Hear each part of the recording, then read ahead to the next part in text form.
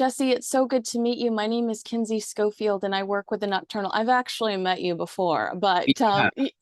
you're one of those people that meet about 1,000 people every day. So I'm not going to pretend like you have any reason to remember me. So we're celebrating your new EP, All's Well. We're also celebrating um, the 20th anniversary of Beautiful Soul. I think we actually get a discount at Denny's now based on that knowledge right there. Um, how does it feel to I don't how does it feel to survive in this industry? That is such a real accomplishment today. Your career has spanned now 3 decades and you're still thriving. Yeah, I mean, it's pretty amazing to me, even, and I'm certainly humbled by it. And I have a strong sense of gratitude more than ever now as an adult and as somebody who's grown up doing this for so long. It's incredible. The Beautiful Soul, first of all, is 20 years old. That blows my mind. It feels like yesterday. I mean, it also feels like a lifetime ago, but in many regards, it feels like it was yesterday we dropped that song. And it's pretty wild to see it now cross into a new generation of pop music listeners and it having this sort of lasting power and lastability. And that's something an artist can only dream of, especially in the pop world where music comes and goes so quickly. And so yeah, I mean, it's incredible. I'm happy that that song has given me the platform to continue to make music, and that here we are in 2024 now, and I'm making my, I don't know what number this album is, but making another EP. And yeah, it's great. That song gave me the fan base that I have, and they still show up to the concerts and are coming to sing the old stuff and now the new stuff. So I'm just super grateful. It's I love what I do and I love the fans, and as long as they keep showing up, I'll keep making music. I did joke about us being old, but the reality is you are a young guy and you have I mean, I guess when I was like looking at everything you've accomplished, I wondered if social media has been beneficial to you in the sense that 40, 50 years ago, like when Ricky Nelson decided to change the way his music, his look, he sang about the feeling rejected. But with you, your fans have had a chance to follow you and see the evolution, and so maybe is uh, are they more encouraging towards you when it comes to a change in your sound or a change in your look because they feel so much a part of the journey? I wondered about your relationship with social media and if you felt like it had been beneficial to you and your growth as an artist. Yeah, I mean, it's certainly it certainly is a soundboard for them now to sort of, whether they're good or not, bounce their opinions or how they feel about a song or the look or the art, or what I'm eating for lunch. I mean, it's definitely a place for them to have more of an inside scoop and a direct line of contact with me, which is something that like is certainly a new thing. Back when I signed a record deal back way back in the day, you never really revealed what was behind the curtain.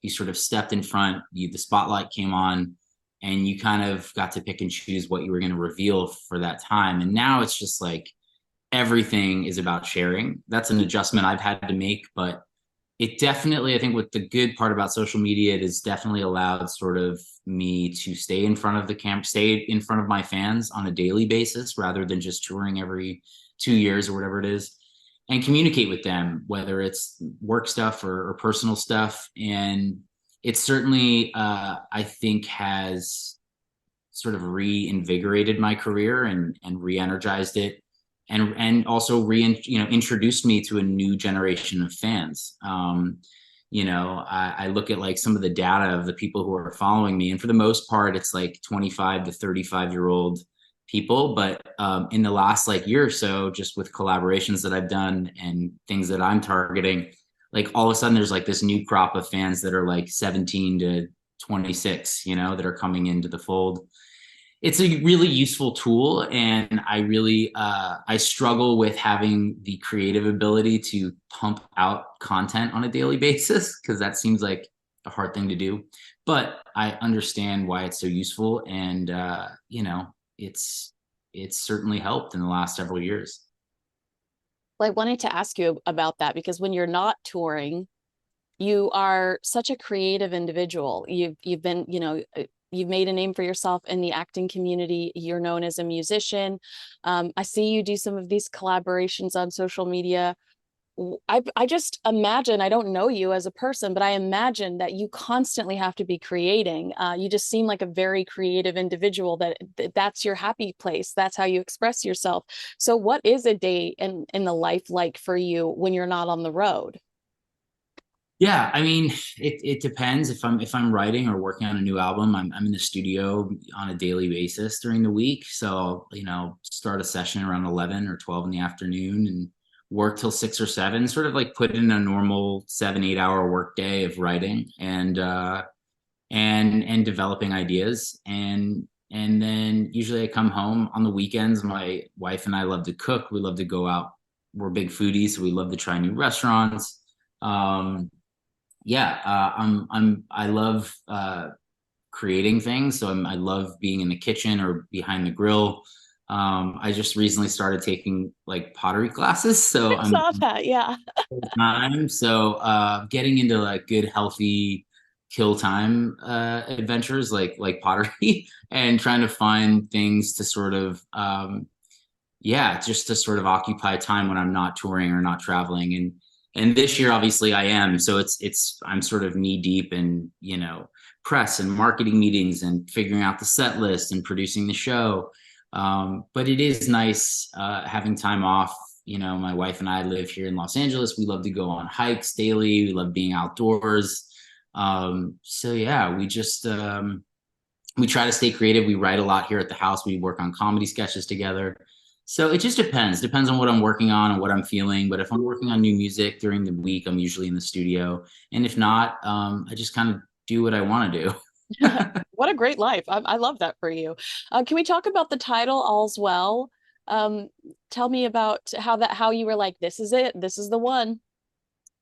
Yeah, well, I wrote a song for the album called The Well, and it is sort of about being in a pretty dark place and having somebody in your life to pull you out of that dark place and knowing you so well that they know how to adjust to your mental state. And it's a very personal song and a personal journey that I've been through. And I think ultimately, the song has a lot of redemptive qualities, and I think we landed on all's well because ultimately all is well. I mean, everything's great. I'm so blessed. I'm so fortunate. I have such a great life. I've got really nothing to complain about or gripe about, big picture wise, nothing that's really that important to be upset about. And so I think we landed on all's well because it just felt like a very settling title.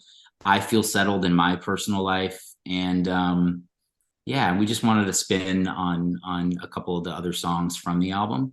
So All's Well just kind of made sense. And it It's feels very, great. yeah, it's very you. Every time I've watched you do an interview or anything, you are high vibes. So when I saw that cover for the first time, I was like, that makes sense. I like it. That's good. I appreciate You talk a little bit about, feeling sad just, within that last answer. But for the most part, I didn't feel that while getting a preview of the album. It's so fun.